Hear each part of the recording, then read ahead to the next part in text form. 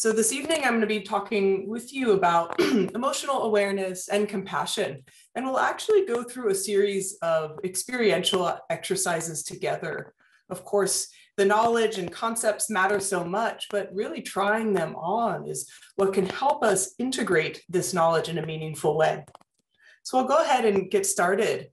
Our first practice is one in which I'll invite you to consider, if it's comfortable for you, to just gently let the eyelids close.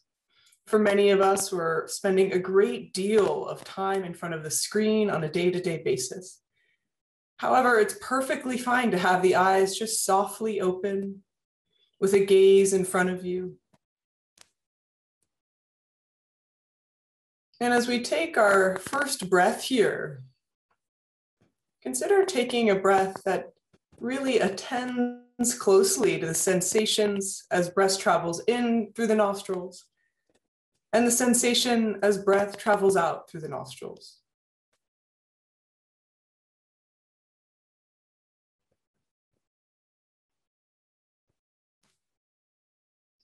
Taking a moment to feel the experience of being here, present in front of whatever screen you are in front of, noticing the seat beneath you, maybe a couch.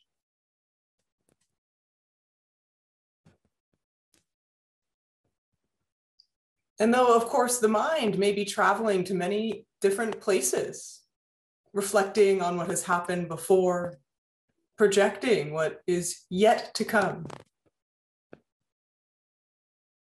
Even with that movement of the mind, see if you can find some stillness of the body and the breath right here.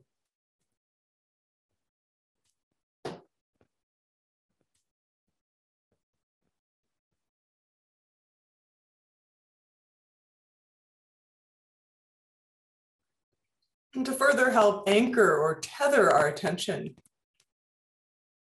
bring your awareness now to the sensations of breath as the belly rises and as the belly falls.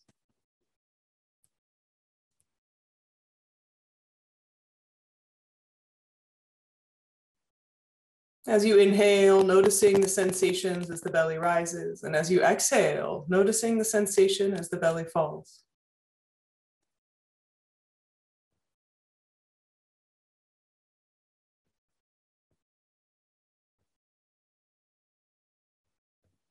And again, finding now the attention to the subtlety of sensation of breath traveling in through the nostrils and then breath traveling out through the nostrils.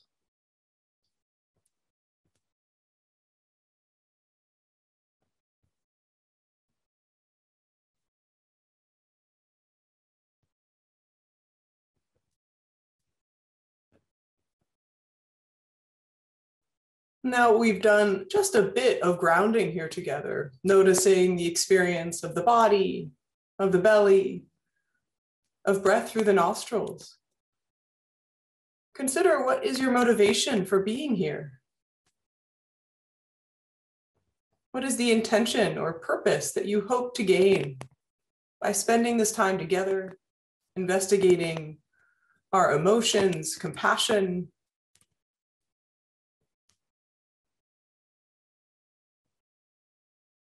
Setting an intention can be a bit elusive at times.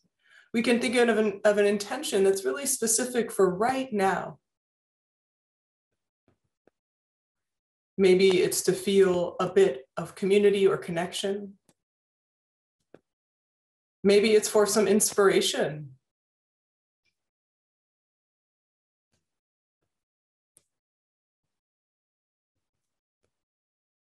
So find the words or phrase that really matches your intention for this moment.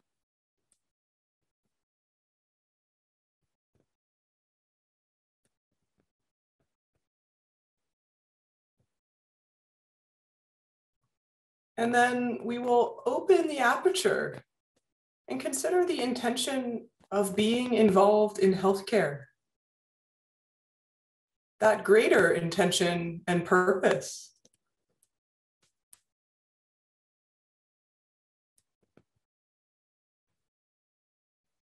Consider the ways you would most like to show up in the work you do every day.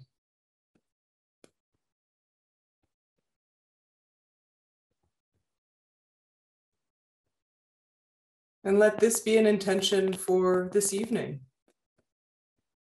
May the time here this evening support me in showing up with compassion and presence. May our time here together this evening help me continue to push for greater equality and justice throughout the healthcare system. Find the words or phrase that really stir and motivate this more global, overarching meaning, purpose, and intention.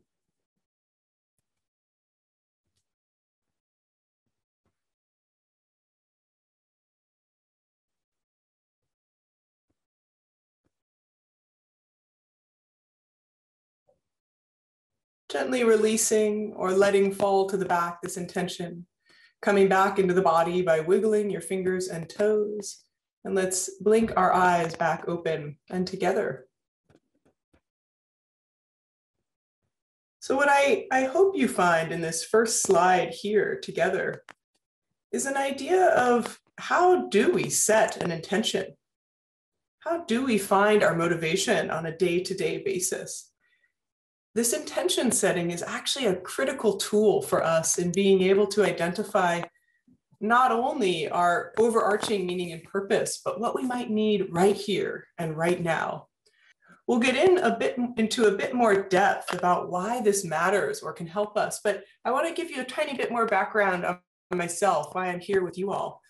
I'm very fortunate to have spent quite a number of years at UCSF. I was a postdoctoral fellow at the Osher Center and spent a number of good years there actually looking at what are the causes and conditions that lead to burnout, and what are the kinds of interventions and trainings we can do to support healthcare workers. Well before that, I myself was a frontline social worker at San Francisco General Hospital in the emergency room. And my work there, there's a photo here from a newspaper when I was actually myself on that service. And what you see here is so many people together. And what really inspired me in my work when I was doing that frontline social work was how much collective care there was between myself and my colleagues. Of course, there was burnout, there was cynicism, but that was actually the aberration. And I went back to school to do my PhD to look at what can we understand about these causes that lead to burnout, and what are the ways that we can develop interventions to support those who really do have this motivation, as I'm sure all of you found, to be of service, to help others. This very kind of call of why healthcare reaches out to so many of us and brings us in. I was very fortunate in my time at the Osher Center to do some research, really specifically looking at emotional awareness in healthcare. So you see here this little app and animation that will show up. One of the things I got interested in was, what are the emotions people feel on a day-to-day basis? When we say something like burnout, it's just such a huge term. We know that it means a form of chronic, ongoing stress. We know that it includes feelings of fatigue and overwhelm. But when we look at kind of a micro level of burnout, burnout includes emotion at a variety of different levels. Burnout is our emotional exhaustion, the feeling of overwhelm at the end of the day from having performed different emotion labor, either over-amplifying our enjoyable emotions or suppressing our difficult emotions, depending on the context and what's needed. Also, burnout includes a sense of purpose or meaning. We were just touching into that. When we miss that sense of purpose, it can be really hard for us to feel connected to the work and to tap into those natural feelings of pro-social enjoyment. Literally, altruism, compassion, and kindness are natural rewards. It feels good to be of service. And when we feel blocked in our meaning and purpose, as though what we do doesn't matter, it becomes very difficult for us to sustain and keep doing what is expected of us on a day-to-day basis. The other part of burnout that many of us are familiar with is that level of cynicism. That feeling that, what we do, it just doesn't even matter. It's just so overwhelming. and maybe even some negativity. And that level of burnout, we're actually disconnected from our affect. We aren't aware of our emotions. We've kind of fully suppressed them and put them down. So when I was interested in looking at the day-to-day emotion experiences of healthcare providers, what I was hoping to understand is, what is the kind of granular level of day-to-day experience? I'll tell you that was one finding that was quite exciting was over the course of 14 days, and I had 100 participants, all of them residents, some in pediatrics, some in family community medicine, and they recorded twice a day their emotion episodes. And of these 100 participants, over 50% of their recorded episodes, and this was evenly distributed, over 50% of all the emotions felt by these residents over 2 weeks were enjoyable emotions. And I didn't just choose happy, well-adjusted residents. These were residents with profound levels of burnout and stress and depression. I did these preliminary baseline surveys, and they fit the picture of what we see in residencies across the country. And yet, on a day-to-day basis, their emotions told us a different story. That there were these moments of being triggered to feelings of well-being just by having some time to eat lunch or listen to music. Or they had a feeling of connection when really having a way to communicate effectively with a patient. So when we look at a granular level, we get a bit more data, a bit more texture about what is going on beneath the surface of burnout. So let's talk a bit about what emotions are. How do we understand them? Why do they matter? So when we look at emotions, we actually see that emotions are implicated in many of our daily experiences. Not only do they have an impact on our brain and our thinking, so when we become emotional, often there's a term that's used called emotional hijacking. Right? We just feel as though we are pulled under by the experience of that emotion. We can barely become aware of anything else. So when we feel happy, the world smiles on us. When we feel frustrated, pretty much everything is annoying. When we feel anxious, everywhere we turn, there's a threat. So it's very interesting to see how this experience of emotion, which is triggered in a 25th of a second, can completely transform our perception of the world around us. Now, this is really key and important. It's not that emotions change the world, they change our perception of the world. Yet our perception is what we believe to be true. So when we think about emotions, they have this incredible power to shift and shape the world we're living in. Our emotions are also deeply connected to others. So many of you may be familiar with the fact that we are essentially hardwired head to toe to resonate to one another emotionally. When we hear a certain vocal tone, when we see a facial expression of emotion, we will feel an immediate response without having to think about that response. So if we see a colleague or a patient crying, there's a turning towards, maybe a feeling with that sadness. And we become curious. Of course, it can lead to empathy, but this shared resonance of emotion is so important. It means that we all are in this together. Emotions aren't just what happened to us individually. They are what is happening to us collectively. Emotions are embodied. For many of us, this might seem obvious, but for others, maybe not so much. Our emotions are not just a cognitive process. They don't merely happen in the brain or shift our perception, as I was talking about. That's actually a cascade of different experiences. Physiologically, we see so many different things happen in our bodies when we become emotional. And what happens when we're anxious and what happens when we're angry is actually not quite similar. So we have preparation to run with blood rushing to our legs when we're anxious, and preparation to fight with blood rushing to our hands and to our arms when we are angry. The reason it's important for us to really recognize or consider this embodied emotion experience is it's one way for us to start working with our emotions. It's to become familiar with our embodied emotion experience. Another colleague of both Dr. Becker and mine at the Osher Center, Wolf Mailing, is a pioneer in the field of interoception, this embodied awareness of our emotion experience. Interestingly, people who are better able at recognizing their own emotional experience are better at empathy. recognizing what's happening to others. People with better interoception are also, in general, having a greater ability to have well-being and social connection. So again, this turning toward our emotion experience or learning about it is really in service of being able to communicate and get along with, being part of, or feeling connected to others.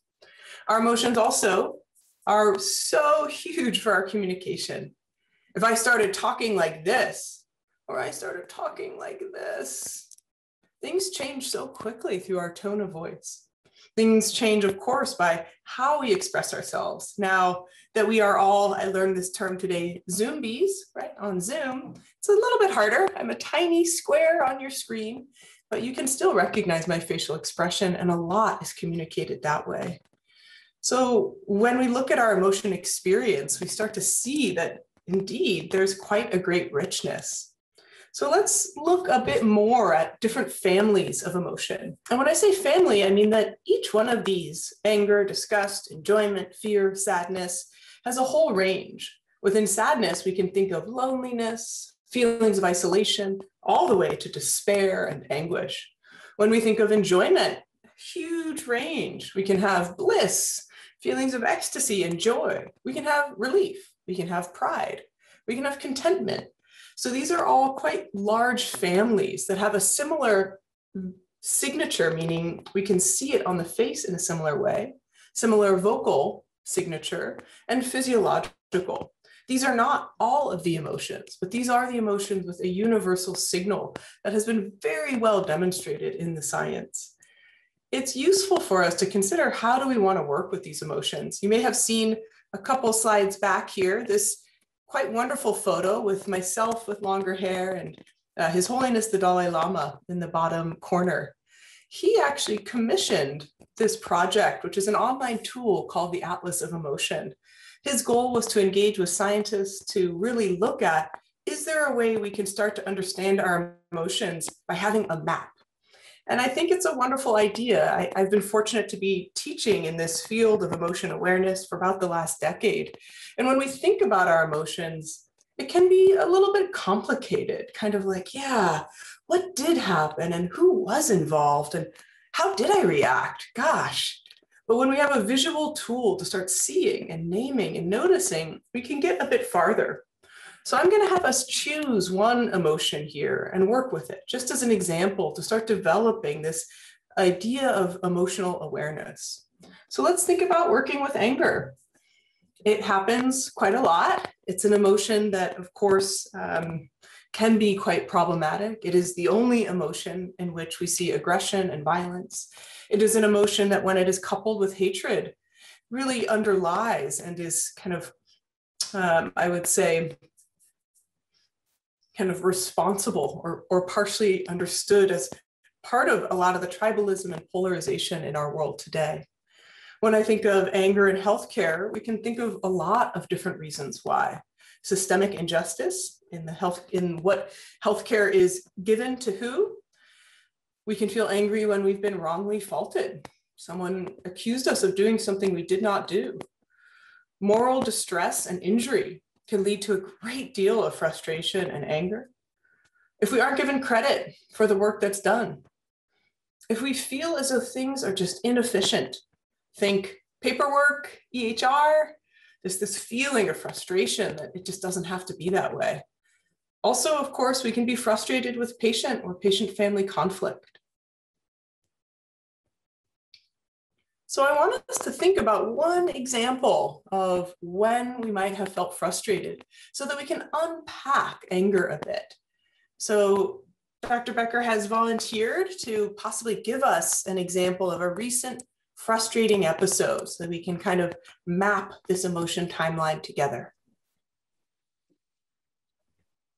Oh, so this is not one that I'm necessarily proud of at all, Eve, because it does recur more often than I like, but I figured there are plenty of people who can relate to the experience of being on the road back and forth to work or anywhere you need to go in any situation on the roads where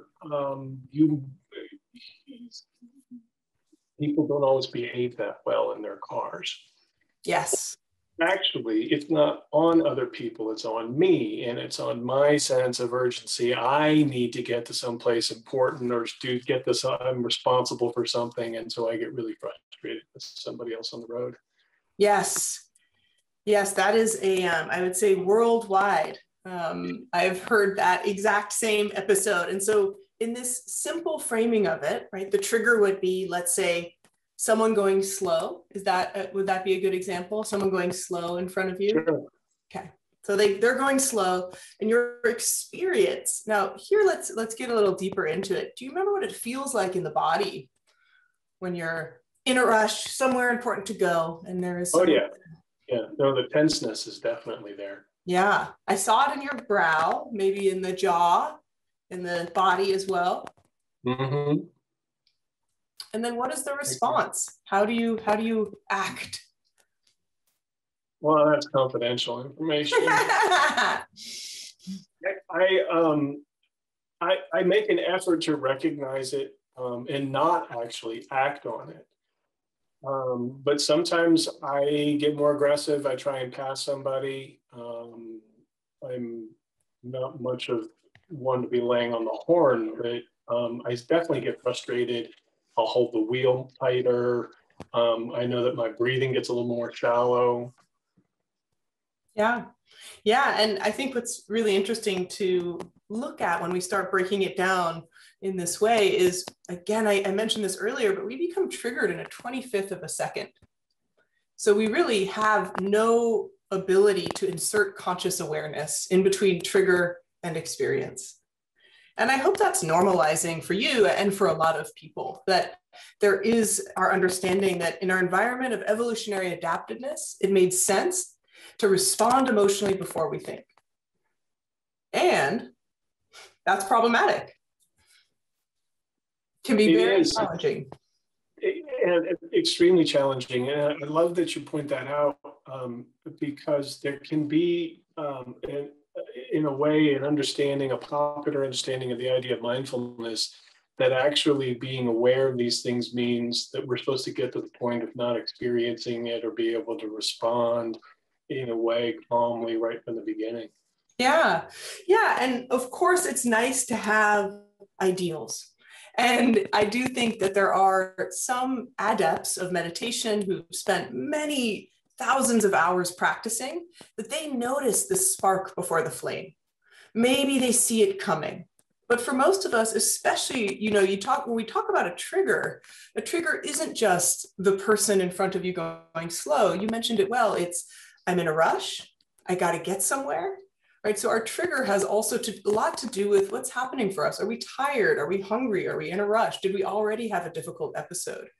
And our trigger includes our bias, our lived experience until this moment.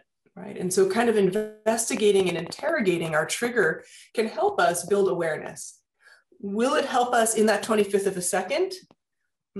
Hard to say so. But it might give us some clues or cues as to why we get upset. So for people, especially who struggle with more expressive, regrettable episodes of anger, and this is common, where there's a constant feeling of regret and even shame around the emotion experience, doing this kind of looking into what are the conditions that lead to it. Some folks I've worked with, they've had the experience of really in their family environment, they never felt listened to. So when they're in a contemporary environment of not feeling listened to, the anger triggers so quick. And having awareness of that is getting closer to freedom. It's not everything. I think for many of us, we also need to really hone in on our responses. It might be easy in the context of seeing a patient or patient family to automatically suppress our anger. Right? We're like, okay, this is not appropriate. And there can be an immediate understanding of just suppressing. And that immediate suppression is a very useful tool. And, I'm glad you brought up the goal or ideal of emotional awareness or mindfulness of our emotions isn't to get rid of our emotions. It's actually to learn from them and to transform those responses. I think what's essential to realize is that our emotion, any emotion, can be constructive or destructive. There's a couple of questions that just came through Great. related to this theme. Would you say that some triggers, although uncomfortable, can highlight areas for potential growth? And how does 100%. Yeah. How does movement of trigger warnings fall into the equation? Movement of trigger warnings. Not sure. I'm not sure I followed that exactly either. So I'm happy to hear clarification about that question. Yeah, and I will say that we can, it is a bit discouraging to bring our mindful awareness to emotions at first. We become aware of more and more episodes. We'll talk a bit more again about this granularity of emotion experience where we can sense it in the body. And when we start becoming aware, as you did in being, in traffic or feeling road rage, and we notice, wow, there's a tight band at the forehead, there's clenching in the jaw, and then there's heat in the chest. And we kind of map that. We can then recognize that I feel that a lot. I feel that when my computer needs to be restarted. I feel that when, I realize I'm out of coffee in the morning. And so developing that awareness of what triggers us, it can be a tiny bit disheartening at first, but so illustrative, so illustrative. I'll say that with the destructive and constructive response, this is important. We don't want to think that every time we feel anger, we're somehow no longer mindful, or we're somehow no longer, a good person. Anger has an incredible power and energy that we can harness for good. Even His Holiness the Dalai Lama talks about the fact that if we can use our frustration and anger about injustice in a skillful way, promotes a lot of good in the world. Where we see the difference of when it becomes destructive with any emotion, but specifically with anger, is when it's intended to harm. When it's intended to harm. So we understand that constructive means that we are doing something in the service of our own and others' well-being.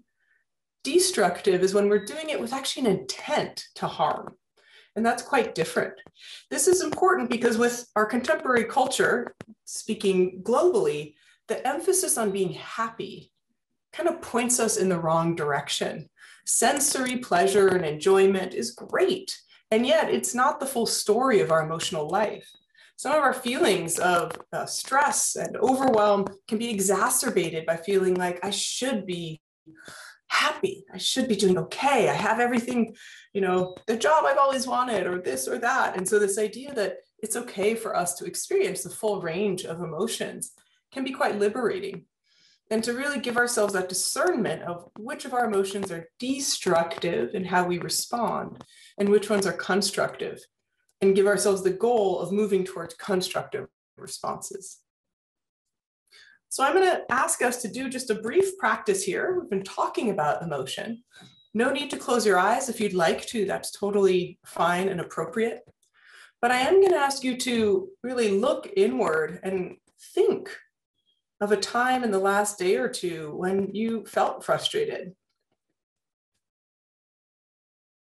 Now, memory is a powerful elicitation tool. When we remember, we actually trigger or can trigger a similar experience of that emotion.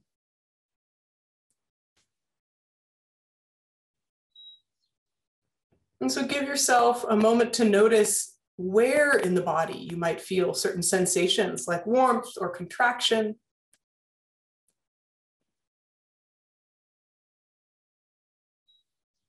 And kind of notice the texture or quality of these sensations. Again, maybe in the forehead, maybe in the brow, maybe in the chest or in the belly.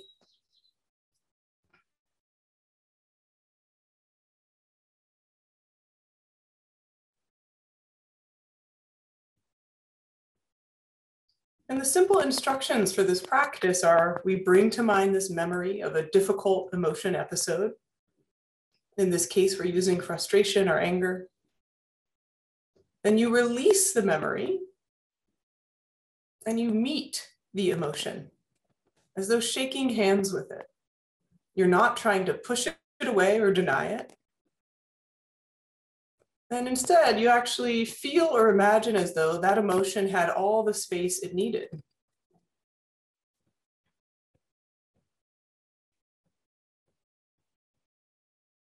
if we stop triggering our emotion by stopping thinking about it, the physiological experience of it will just gently, slowly start to subside.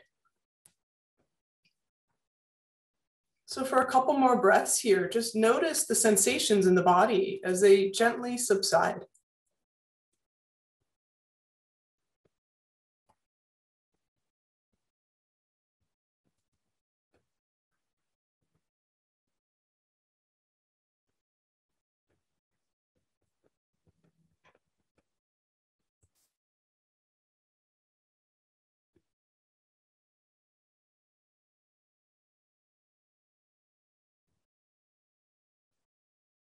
And now for a couple breaths, just invite a sense of kindness and caring.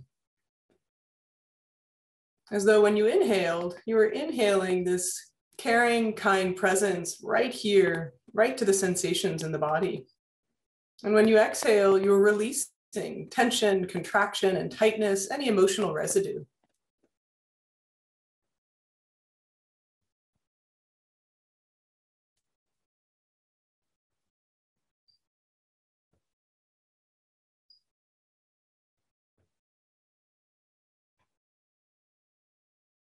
Then once again, wiggling fingers and toes. And if your eyes were closed, blinking them back open. So that, of course, very small taste of a embodied emotion awareness practice. This slide I'm showing you here, this is actually from a study in which the researchers asked people, very similar, to think of an emotion episode and kind of highlight where they felt sensations and whether the sensations felt warm or cool. And over the participants who they asked, there was quite a high degree of overlap. So people had a same sense of where they had contempt and anxiety and love. And I'm just sharing this with you here because this is actually quite a useful practice. If there's an emotion you would like to work with, whether it's frustration or anxiety, starting to do a simple body map, doesn't have to be more sophisticated than this, can really provide a lot of information. So when we think about emotion granularity or labeling, there's a great deal of research to show that that simple naming of our emotion state can be beneficial. So in the handshake practice, we're naming the physiological sensation, where is it, what is it like?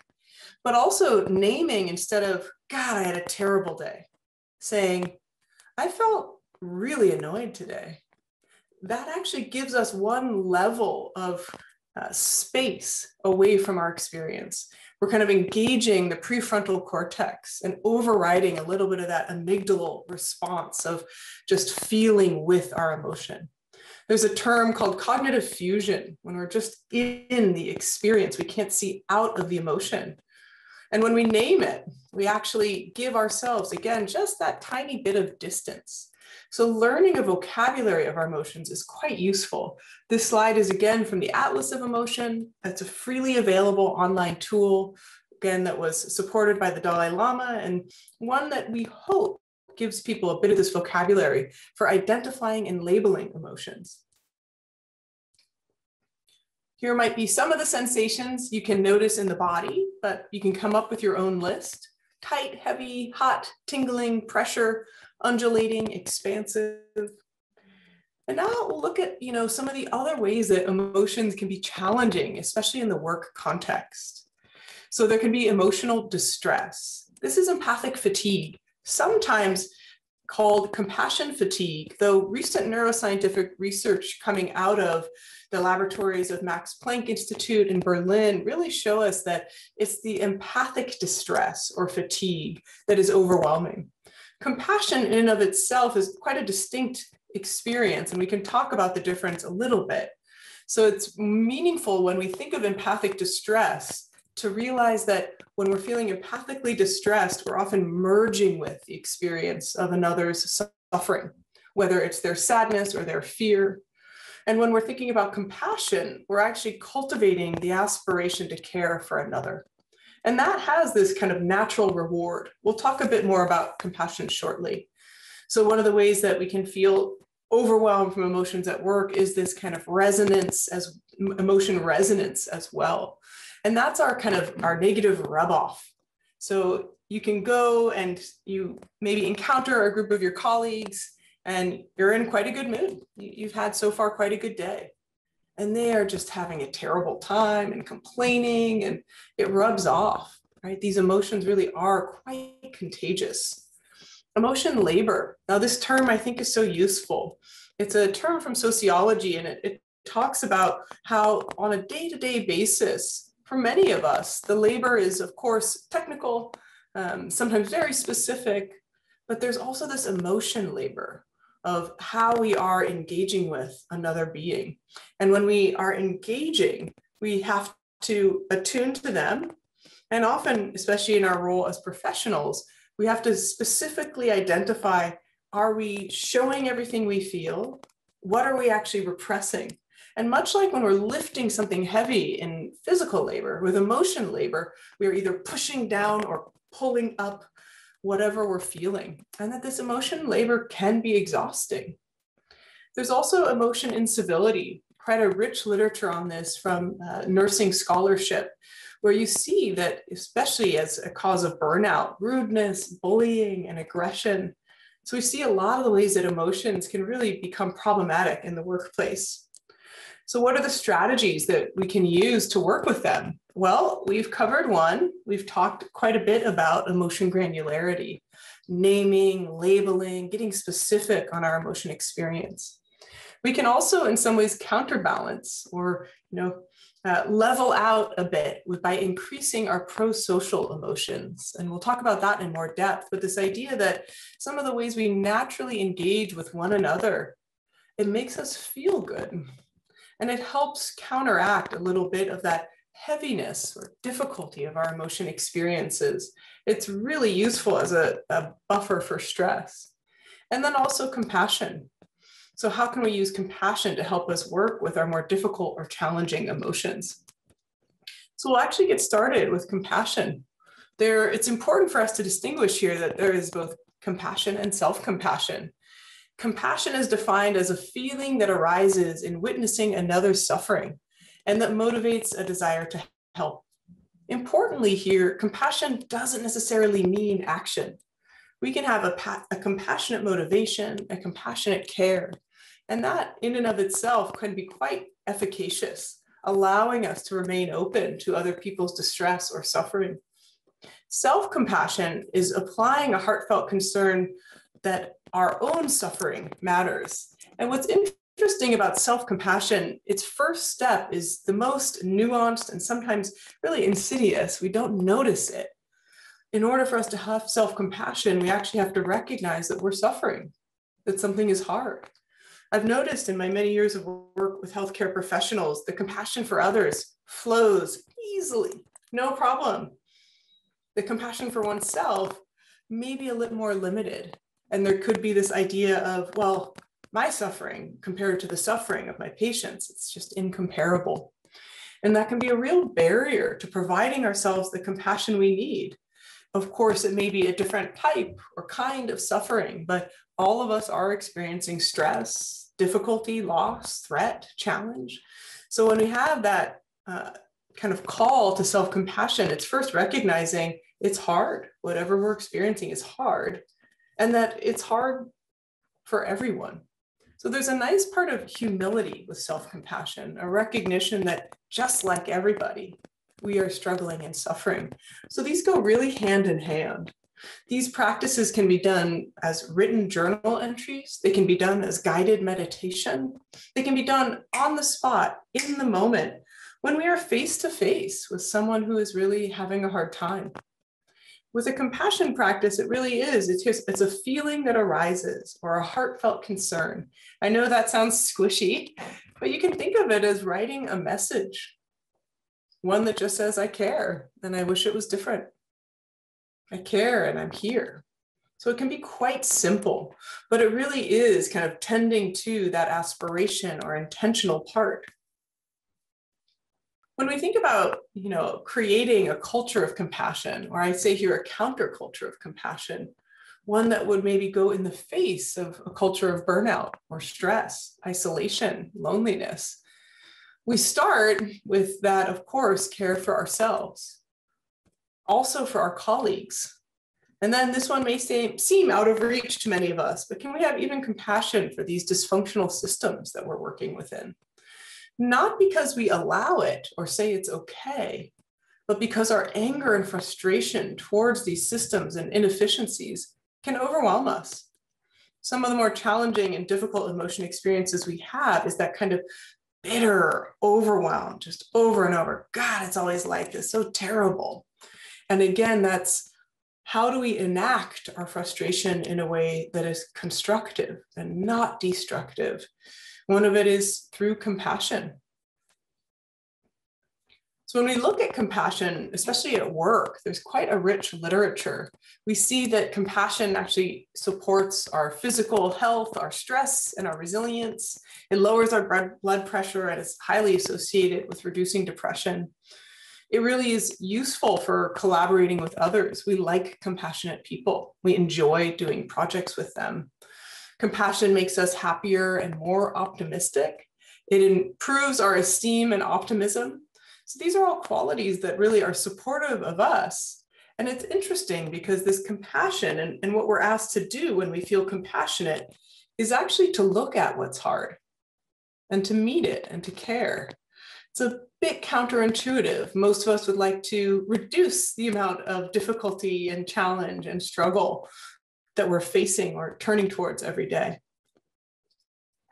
It's important to recognize that compassion isn't being detached or passive, ignoring injustice, denying core values about standing up. And compassion is not pity and looking down on someone. What's really hard and really wonderful about compassion is we see ourselves as the same as others. We recognize something fundamental about this common humanity, and that really helps us generate care.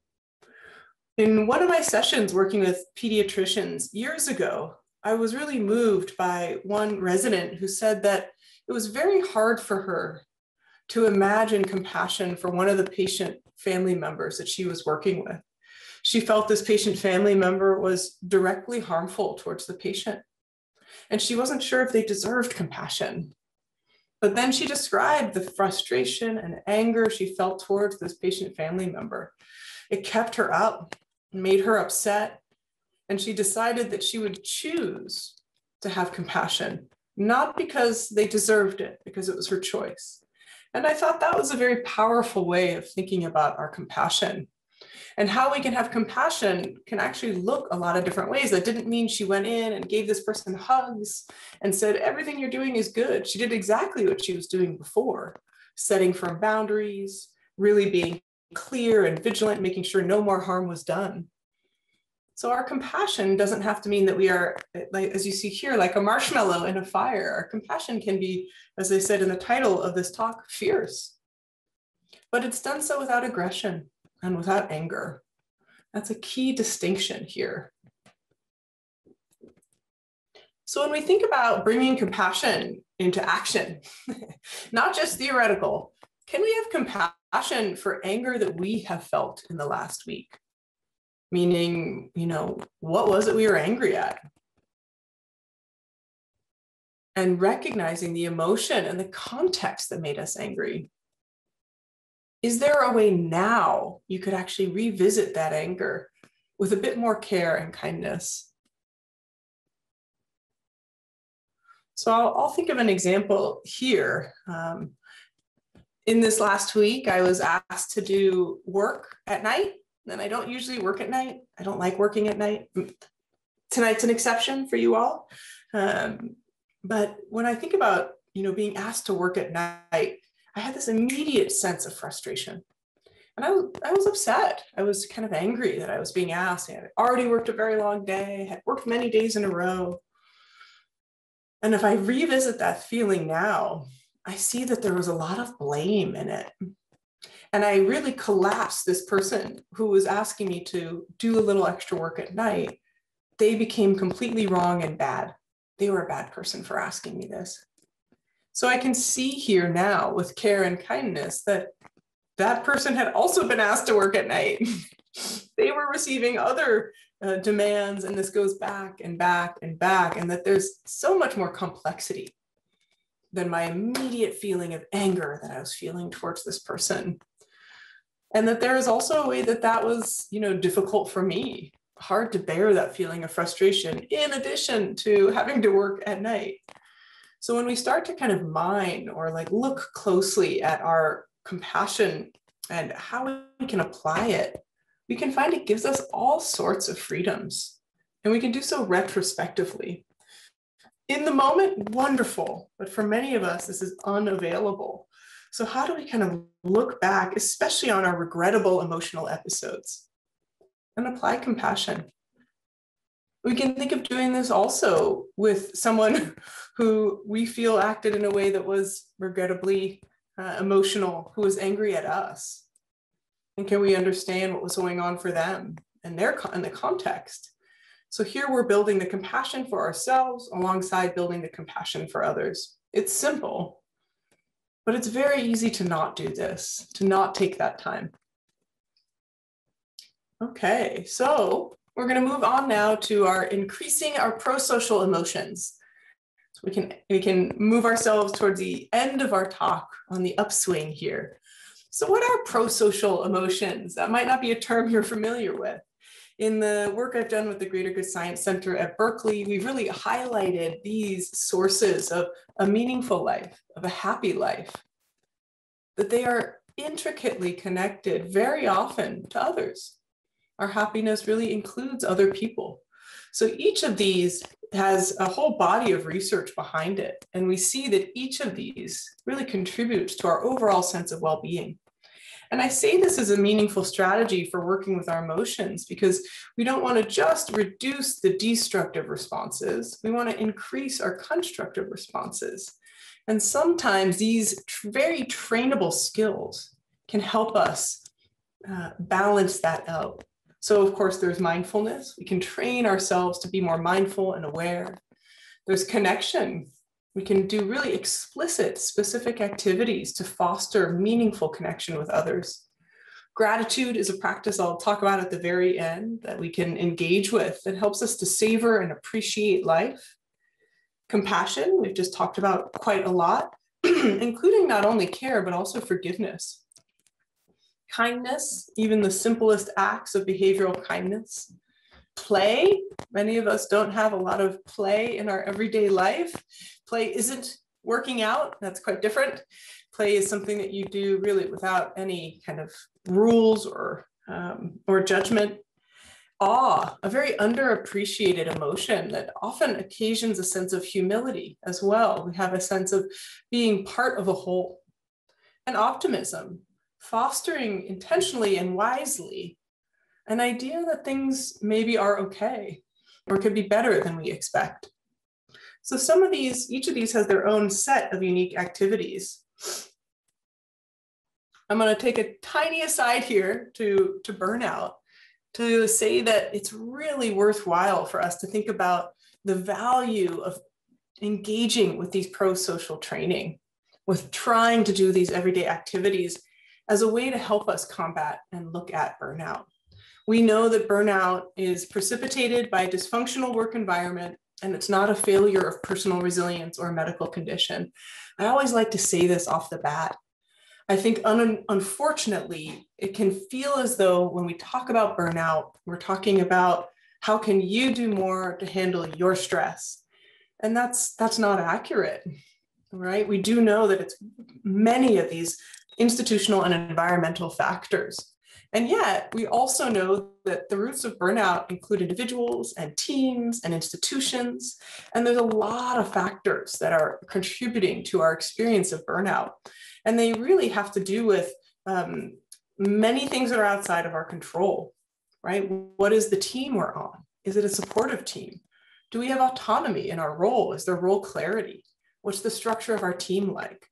Or of course, these larger institutional factors of whether or not we feel we're part of a diverse and inclusive environment that meets us where we are, whether the bureaucracy feels overwhelming. And then at this one level of individual stressors, there is some work we can do with our coping resources. So amid the 14,000 manuscripts in PubMed on burnout, there's this kind of overarching point of view that sometimes organizational trainings help and sometimes individual trainings help. So I add in this kind of aside on burnout because I want us to really think and feel a sense of the importance and value of looking at these trainings, looking at these small ways that we can really foster our sense of connection and care within our work. One way that we can really support a sense of pro-social connection at work and overall optimism is really feeling meaning. So we can find opportunities for meaning with patient families and patients going through really difficult times in their lives. We can find meaning through helping our colleagues who are struggling. We can also create meaning by just creating a narrative and understanding about our own profound emotional challenges. So we can make meaning out of pretty much everything that we're experiencing. It does take a little time. And as we started with together, taking that moment to really orient and notice, what is the intention of my day? What is my moment-to-moment experience of what is supportive of me? And then what's my overarching goal? Why am I here in this work? As we connect closer and closer to our sense of meaning and purpose, it actually becomes more available or visible to us. It becomes more of a resource for us to feel and sense that what we do makes a difference, that care really matters. People who have that sense of meaning and purpose, it says that they actually have stronger immune response profiles and that they have less risk of cardiovascular disease. So that's pretty encouraging for all of us. And then there's been research studying people who have a stronger sense of purpose are actually likely to live longer. So a lot of these studies show us that connecting to that sense of meaning and purpose, and being in healthcare, I'd say we're quite fortunate. The meaning and purpose is right there. We get to serve others, support others. All of these skills and tools, compassion, empathy, gratitude, happiness, and meaning, these are things that can be cultivated with practice. I think that's a really important take-home message around these parts of our kind of pro-social and positive feelings. And they are contagious. We can practice them with others and it redoubles. So when we think of this kind of upward spiral, we have kindness and compassion that we feel, that we express. It helps us feel connected to others. It gives us a sense of meaning and purpose to feel connected, which supports our overall well-being. And when we have well-being, kindness and compassion are more naturally available. Of course, what can really get in the way is our stress, anxiety, and burnout. So you see here that they're all kind of connected and part of one another. And what we can do, what our individual training, our individual attention to these practices, it really can matter. It is important for us. Given our time here, what I'd like to do is to actually think about maybe doing one last practice together. And I wonder, David, if you'd be willing to do a practice with me here. So we're going to do a practice of gratitude. I want to mention that on the Greater Good Science Center website, we have a lot of free resources. And one of them is the Gratitude as Medicine Survival Kit. It's a downloadable set of tools and activities that you can use and share with others. So in it, it tells us some of the kind of research data on gratitude and how it helps increase happiness in life, how it helps us feel resilient. And it also gives us, some simple activities to do with gratitude on a day-to-day basis. So I'm going to, here's a little bit more on gratitude. This one always, I think, if it improves sleep, I don't know who wouldn't want to do it. I've actually used this quite a lot myself. When I've struggled with waking up at night due to work stress, I really start thinking of what I'm grateful for as an antidote. So I think one of the activities that's pretty universally enjoyable for people is this 3 good things. And so we can start it today, and it's up to you if you want to keep going for the rest of the week, but we can at least start here. And you write down 3 things that went well for you today. And that sounds so simple, but what's really crucial about this practice is the more specificity, the better. So we want to like not only what was good, but why it went well.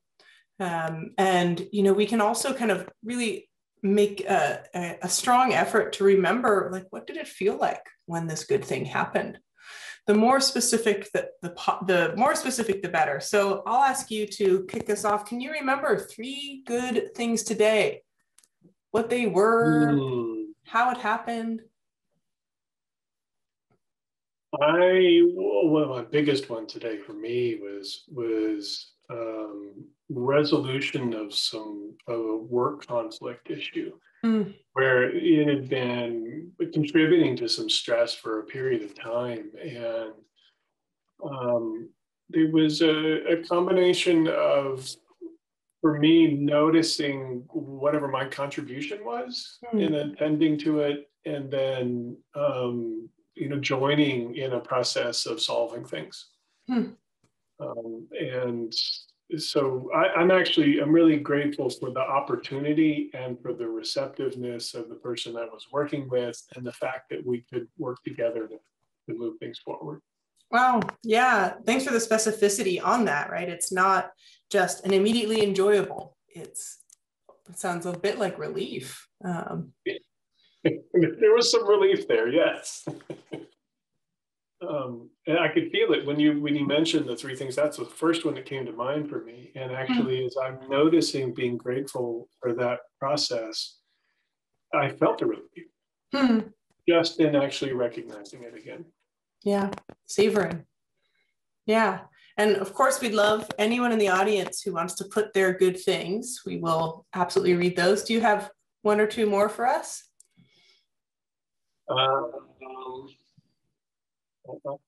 I'm already feeling grateful for the dinner I know my wife is going to be cooking tonight. Preemptive. Does that count? Yes, and why, right? Because here you are on this, and I think it is the. I enjoy it. I like it. The consistency of what she puts together is really good. We trade off cooking, so it goes back and forth, the responsibility for it, and in part it helps me be grateful because I know what goes into preparing and getting things ready too. Yeah, and they can be as small as possible, right? So I think I was very grateful for a little bit of a breeze that happened to be going through my home office today, given that it was such a warm day, and made it so much more pleasant to not be outside when maybe I wanted to have a little bit of that freshness inside. So I was wondering, since our presentation here, each of these talks is for the broader public, you know, wondering for the parents out there in confronting the things that have come up over this past year. There's so much they're juggling, everything from their own work to the kids to managing all the stresses of this environment we've been in.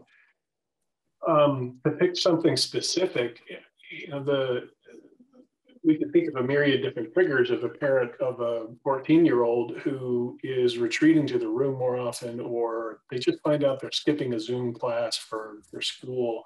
And it obviously raises a bunch of emotions at the time. Let's imagine it's somebody who has taken in what you've been talking about today and is noticing these things that are coming up for them. What suggestions do you have for in the moment? Yeah, I mean, I think in the in the moment, if it's anger, we'll just stick with anger because I think that's a good one.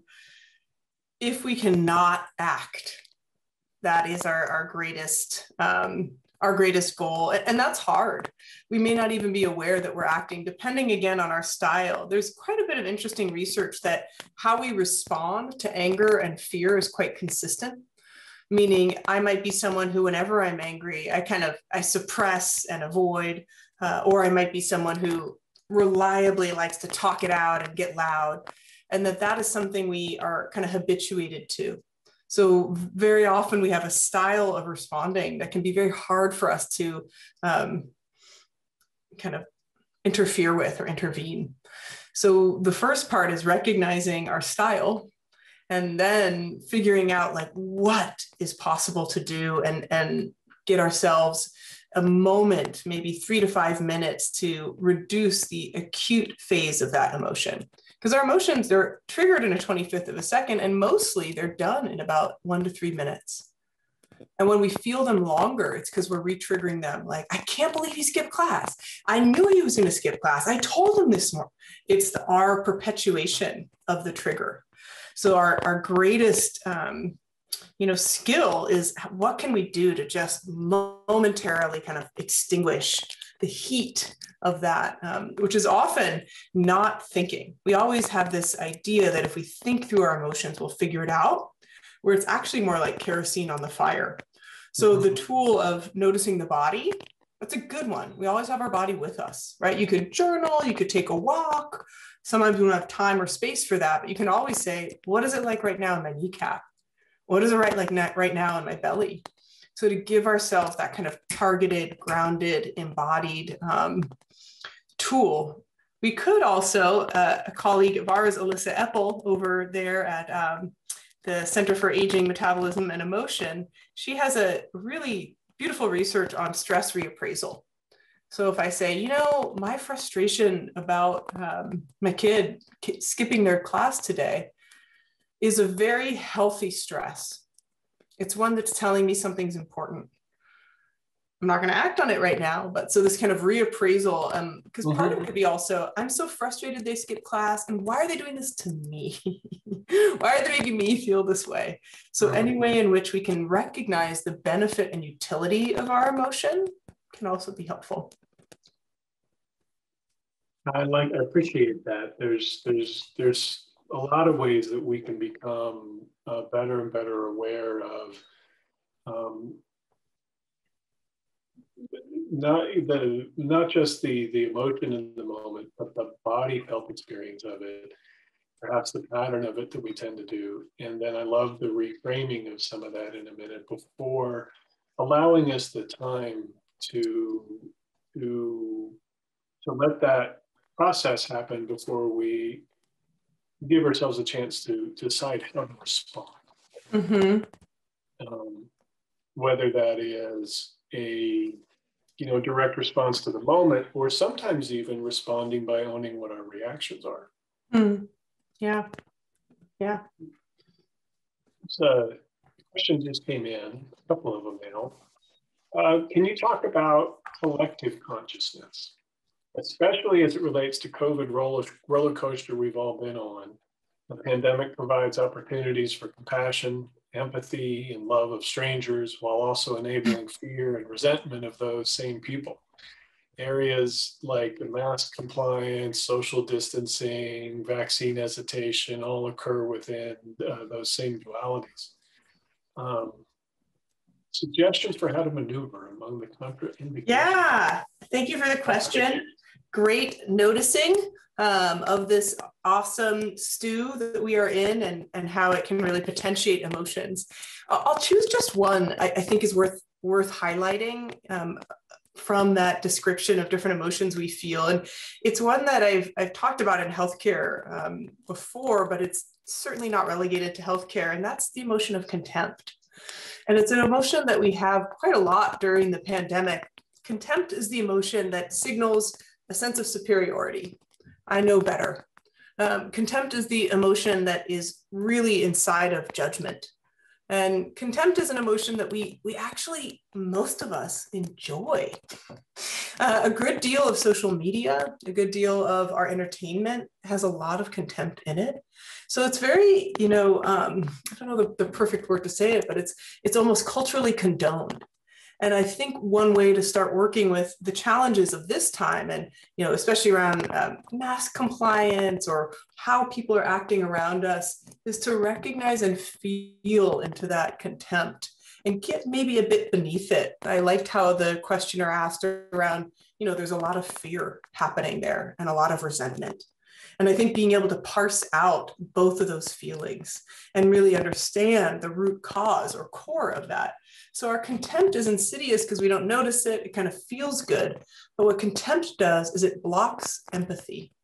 We think of someone as less than. They don't know, I know.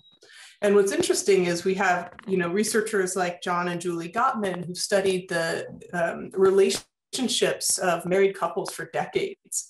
And they look at different emotions that these couples express and which couples have which emotions who end up staying together longer versus who have divorces when they're in kind of difficult conversations. So they look at these couples as they're talking about a marital issue. And when there's more contempt and especially disgust in that interchange, more likely for divorce and breaking up. When there's anger, less likely. Partially that's because when we're angry at someone, we expect better of them. When we're contemptuous of them, we don't even expect them to live up to it. So I guess that's just a really rich question with a lot of angles. But I think when we work with our contempt, with that same strategy I was describing of, can we apply compassion? Why is that person wearing the mask below the nose? Maybe they are allergic to the mask they happen to wear today, and this is the best they can do, right? It's in some ways like softening our knowingness, our certainness. And because we all are experiencing higher levels of fear and uncertainty, it can be really hard to recognize that subtle jitteriness just below the surface. So giving ourselves the compassion of, oh God, I'm just so tired of, the same 4-block radius around my house and that same guy who does that same thing every day, right? And giving ourselves a bit of that compassion and then extending it outward. I really like that. And I like that distinction you made between anger and contempt. And it is interesting how much it can be potentially a slippery slope. We allow anger to come up more and more. It's easy for the criticality and the judgment to creep in, and it moves into more of a looking down upon. Yeah. There's another question that just came in that I'm going to paraphrase a bit. So okay. If I'm not getting this right, please send another Q&A. She's wondering about distinguishing, I think, among some responses to emotional triggering. So there's the awareness of the emotional granularity, but it's the working through them. And she's asking about the differences between, say, facing emotions or evasion of what's being triggered, perhaps. And for me, this brings up an ongoing dilemma that I wonder about. I love your perspective on this. The difference between embodying grit to move through things or resilience to tolerate. There's a way in which that grit sometimes evokes this idea of clenching your teeth and moving through something. And it's often grit is embodied with this idea of positivity. And I wonder where the space is for the awareness of what's happening and the capacity to say, yeah, that's what it is, and I'm going to move through this. Yeah. I guess it's like, do we always poke at the wound, or do we sometimes let it heal? And the kind of myriad episodes that we have emotionally on a day-to-day basis. If we took it upon ourselves that our entire life's work was to notice each emotion, we would do nothing else. And would that make us a more hardy individual, or would it make us a neurotically preoccupied individual? And I think that there's obviously there's context that would lead to both. When people are interested in doing the work of emotion awareness, it's usually because there's a specific emotion that keeps coming up and a specific area that is really an obstacle. And I think in that case, we do want to kind of go all the way down and look at it from its most subtle form. So if we want to work with our out of control rage or our out of control panic, we don't usually start with like the most extreme cases. We actually kind of want to look at that subtlety and then build our kind of capacity in some way up to, learning how to be with. Now, I think in that question, it's also around, how much do we need to understand about our emotions to work with our emotions, right? Like how much do we need to, turn towards them versus let them pass through? And, for many of our emotions, ideally, our ideal is that they arise and they fall. Like this wonderful book by Robert Sapolsky, Why Zebras Don't Get Ulcers. It's because they aren't like worried about being chased down by a gazelle, or sorry, not by a gazelle, chased down by a leopard at the end of the day. They were chased down, they were afraid, and they let it go. And it sounds like you had a somatic experiencing presentation here. So we know that a lot of these ruminative anxieties are what create so much difficulty. It's not just having a challenging time with a colleague, it's waking up in the middle of the night thinking about it, waking up in the morning thinking about it. And so whenever we can have an emotion experience that's hard arise and just kind of dissipate on its own, wonderful. Generally, we will know we need to work with it and turn towards it because we don't get a lot of freedom from it. Keeps us up, wakes us up, persists when we're trying to spend time with our loved one or pay attention to something else, and it's right there with us.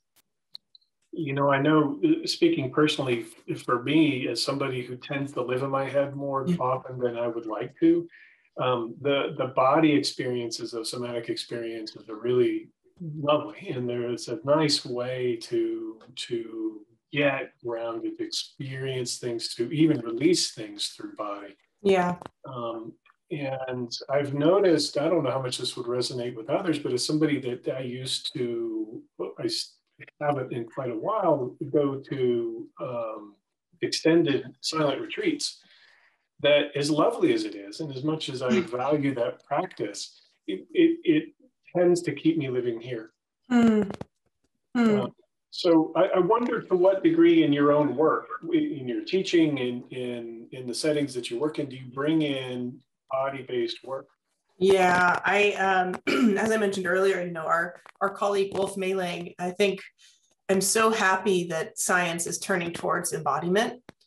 I really, I have a sense that not only are we going to learn a lot about the mind, the gut, emotion, we're also going to learn a lot of like very valuable tools and skills through the body. I had the good fortune to talk earlier this week with trauma therapist Resmaa Menakem, and he is someone who focuses explicitly on kind of how racism and white supremacy lives in the body, and how the only way that we address things like racism currently are cognitive, like, oh, let's think about why this is bad and let's learn about it and let's reduce it. And yet without an ability to tolerate or show up with and be present to the pain and difficulty of facing racism, we can't, as he says, metabolize it. And so I think there's a lot of work around learning to metabolize or be with difficult emotions. And if we can do that, we can really kind of move towards some of the huge systemic problems in our society today. I think our avoidance of difficult, disturbing emotions, we see that amid any of the larger global crises we look at. What is it like to tolerate discomfort? Not always easy, and it certainly seems like as a society we tend to assume that looking at it is much worse than it ends up being. Yeah, I really recommend Resmaa Menakem's work for anyone interested. He has a lot of free resources online, especially around embodied emotions of racism and his work with somatic abolitionism. I see one last question here. Let's see if I can get into it. Over the course of your career, have you detected genuine progress among successive generations trying to incorporate and express emotional aspects of life? Are kids today better equipped than their elders?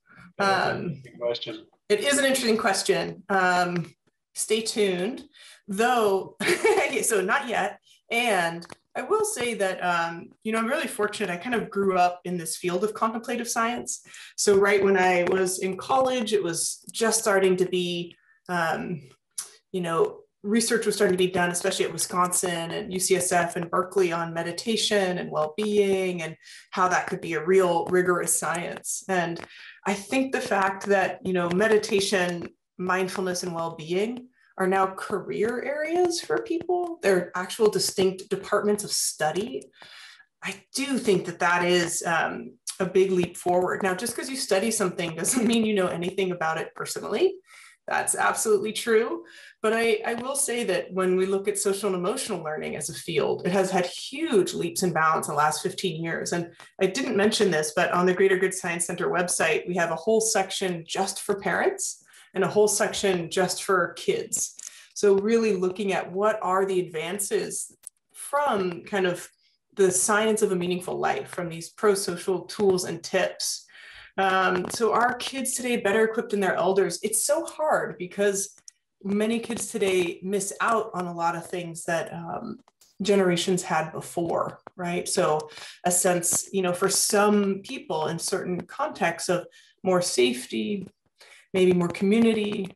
So we know that community is probably one of the primary protective factors against a lot of the concerns and troubles of psychological health and well-being.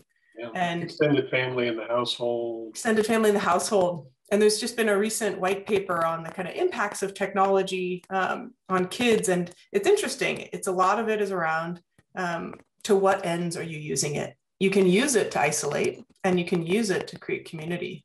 So sorry for a totally inconclusive answer. I'm so grateful, Eve. Thank you very much for sharing. Thanks for the invitation. Wonderful to be here.